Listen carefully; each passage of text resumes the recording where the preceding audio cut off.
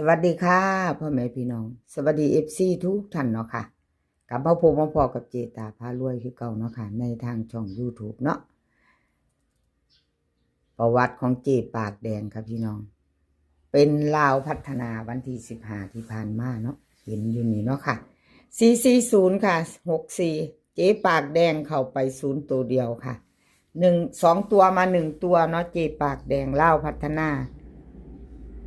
ของเพิ่นเข้าตัวเดียวเนาะค่ะวันที่12เข้าไป46อยู่ค่ะตัวเน้นตัวเจาะเพิ่นเนาะก็ถือว่ายังบ่ทันหลุดเนาะพี่น้องวิ่งหลุดก็มาอยู่ตัวนึงเนาะเจ๊ปากแดงค่ะกราบขอโทษขออภัย FC ที่อัน2ตัวเพิ่นบ่เดินบ่เข้าเนาะค่ะจับคู่ไม่เข้าเนาะขออภัยแทนเจ๊ปากแดงหลายๆเด้อค่ะแล้วก็กราบขอบคุญขอบคุณเจ๊ปากแดงหลายๆค่ะที่ให้แนวทางมาวางทางช่องกราบขอบพระคุณเป็นอย่างสูงค่ะเฮามาไปต่อไปใหม่2งวดค่ะเจตาให้เบิงคลิปนี้จะมี3เซียนดังค่ะ3เซียนดังเจ๊ปากแดงล็อกเทียนทะเลอเพชรค่ะมี3เซียนดังใครจะตามของไผก็รอรับชมรับฟังไปน้ำกันแล้วก็เตรียมแคปหน้าจอเนาะค่ะเลขทุกตัวเอามาวางเพื่อเป็นแนวทางโปรดใช้วิจารณญาณในการรับชมเป็นอย่างสูงเนาะค่ะเป็นเพียงแนวทางเจ๊ปากแดงค่ะลาวพัฒนาวันพุธที่17ให้มาแล้วค่ะกับขอบคุณหลายๆวิ่งรูดค่ะ37 2ตัว4หาง37 36 75 74เบิ้ลค่ะ33กับ44 3ตัวค่ะ3ตัว3หาง375 736 374ค่ะวิ่งรูดเพิ่นเด่น3กับ7ทอกันเด้อค่ะเจปากแดงวงกลมให้ทั้ง2ตัวเนาะค่ะ3กับ7เน้นค่ะ37กับ75 2หาง375 3ตัวเน้นหางเดียวค่ะใครจะตามต่อเตรียมแคปหน้าจอกับเจปากแดงเนาะค่ะแนวทางกับมีเขามีรุดเนาะค่ะพี่น้องขอโทษขออภัยแทนเจปากแดงแล้วก็ทั้ง3เซียนเนาะค่ะกับขอบคุณหลายๆแล้วก็FCที่เข้ามากดหัวใจกดไลค์กดแชร์รับชมรับฟังในทางช่องเจตาพารวยเนาะค่ะถูกคลิปเนาะที่เพิ่นมาให้กำลังใจกับขอบพระคุณหลายๆค่ะแคปหน้าจอแล้วไปต่อค่ะพี่น้องแคปหน้าจอของเจปากแดงใครจะลุ้นกับเพิ่นวันพุธ2 ทุ่มครึ่งต่อกะแคปหน้าจอไว้คันไผเขียนท่านก็เขียนแคปหน้าจอบ่ท่านก็เขียนเอาค่ะเจตาก็วางไว้โดนแน่จักหน่อยอยู่บางเทื่อวางไว้โดนหลายผู้เพิ่นนั่นอยากให้ไปไว้เนาะอยากเบิ่งไว้เพิ่นก็อย่าไว้โดนหลายเสียเวลาเพิ่นก็สิว่าเนาะพี่น้องเอาพ่อเทิงผู้สิเขียนเทิงผู้สิแคปหน้าจอเทิงผู้รอเบิ่งผู้ต่อไปเนาะค่ะเอาให้ทอกันไปต่อค่ะล็อกเทียนทะเลค่ะล็อกเทียนทะเลเป็นจังใดน้อกราบขอโทษขออภัยแทนล็อกเทียนทะเลเด้อค่ะแนวทางเพิ่นบ่เดินบ่เข้าเนาะวันที่15ที่ผ่านมา440ค่ะบน3ตัวบน64ล่างรุดไปค่ะของล็อกเทียนทะเลบ่เข้าบ่เดินวันที่12ก็เข้าไป5ตัวนึงเนาะค่ะวันที่12ที่ผ่านมาเจตายเบิ่ง2งวดค่ะ2งวดมาไปใหม่กับขอบคุณล็อกเทียนทะเลค่ะที่ให้แนวทางมาวางทางช่องของเจตากับขอบคุณหลายๆค่ะวิ่งลูดค่ะ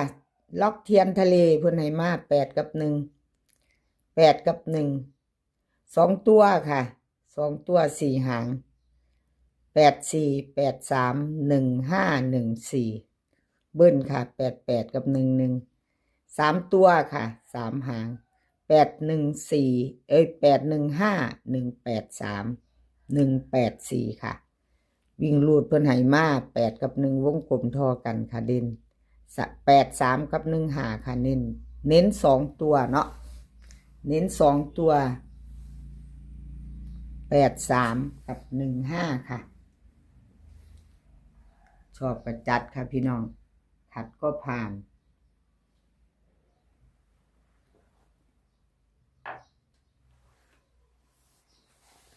3 ตัวค่ะ815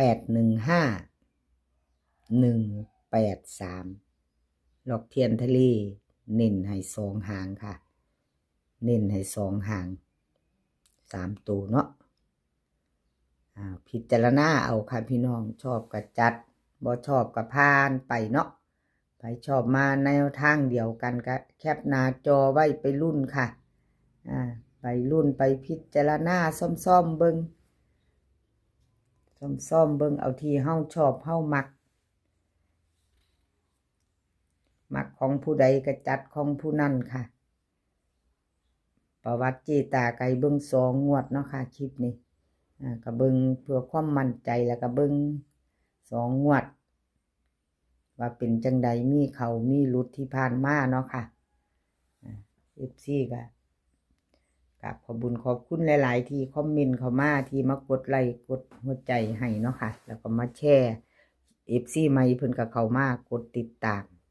ในช่องเจตาอยู่เนาะค่ะช่องน้อยๆของเจตากราบขอบพระคุณหลายๆเอามาไปต่อค่ะไปต่อแคปหน้าจอของล็อกเทียนทะเลแล้วไปต่อค่ะ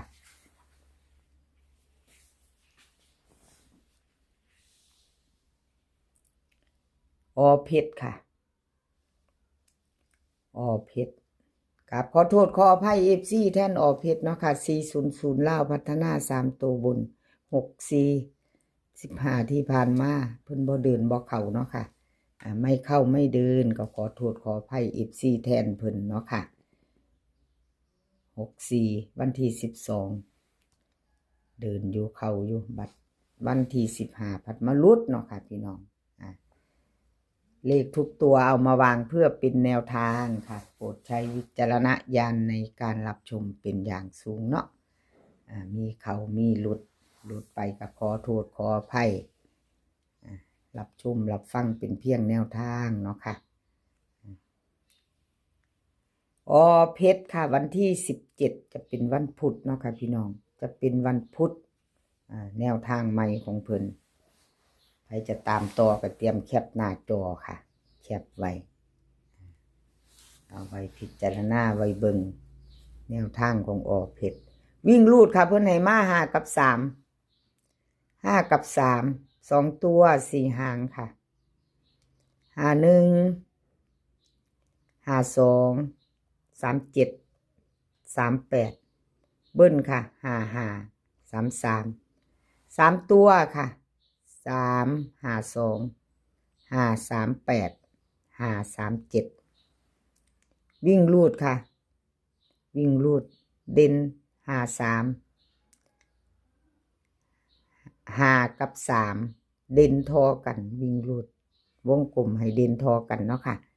เน้นเท่ากันเด่นเท่ากัน2 ตัวค่ะ2 หาง52กับ38 2 หางค่ะเพิ่นเน้นให้3 ตัวค่ะ3 ตัวเน้น538หางเดียวค่ะเพชรเน้นให้เนาะถ้าชอบก็จัดค่ะพี่น้องคัดกับผ่านกับขอบคุญขอบคุณเพชรหลายๆค่ะที่ให้แนวทางมาว่างทางช่องเนาะกับขอบพระคุณเป็นอย่างสูงเนาะค่ะแล้วก็ FC ใหม่ค่ะFC ใหม่ถ้าเพิ่นผ่านเขาไม่เห็นเป็นครั้งแรกก็มีเนาะพี่น้องเพิ่นคอมเมนต์เข้ามาบางคนก็ว่ามาเป็นเทื่อแรกเด้อค่ะเจตาว่าสั่นเพิ่งมาเห็นเป็นครั้งแรกกดติดตามแล้วล่ะว่าสั่นเพิ่นว่าโอ้ยกับขอบคุณหลายๆค่ะแล้วก็คันไผผ่านเขามาเห็นเนาะค่ะ FC ใหม่บ่ทันได้กดติดตามก็ฝากกดติดตามไว้ค่ะถ้าชอบแนวทางเนาะชอบแนวทางแล้วก็ชอบคลิปนี้แนวทางของลาวพัฒนาค่ะแนวลาวพัฒนาก็จะออกวันจันทร์วันพุธวันศุกร์เนาะค่ะอาทิตย์หนึ่งมีอยู่3 วันเนาะค่ะลาวพัฒนามีอยู่3 มื้อค่ะแนวทางลาวพัฒนาออกFC ใหม่ถ้ายังบ่ทันกดติดตามถ้าชอบแนวทางนี้ก็กดติดตามไว้แล้วอย่าลืมกดกระดิ่งแจ้งเตือนเด้อค่ะกระดิ่งแจ้งเตือนจะได้บ่พลาดคลิปใหม่ๆของเจตาเนาะกดกระดิ่งแจ้งเตือนไว้พ พอลงปุ๊บจะได้เห็นปั๊บเนาะค่ะคลิปนี้ขอให้พี่น้องโชคดีกับเล่าวพัฒนาค่ะมื้อนี้ก็ขอให้มีความสุขขอให้สุขภาพร่างกายแข็งแรงกันทุกคนเดินทางไปไสก็ขอให้ปลอดภัยค่ะเดินทางไปขอให้มีโชคกลับมาก็ขอให้มีชัยคลิปหน้าพอกันใหม่คลิปนี้ก็สวัสดีค่ะ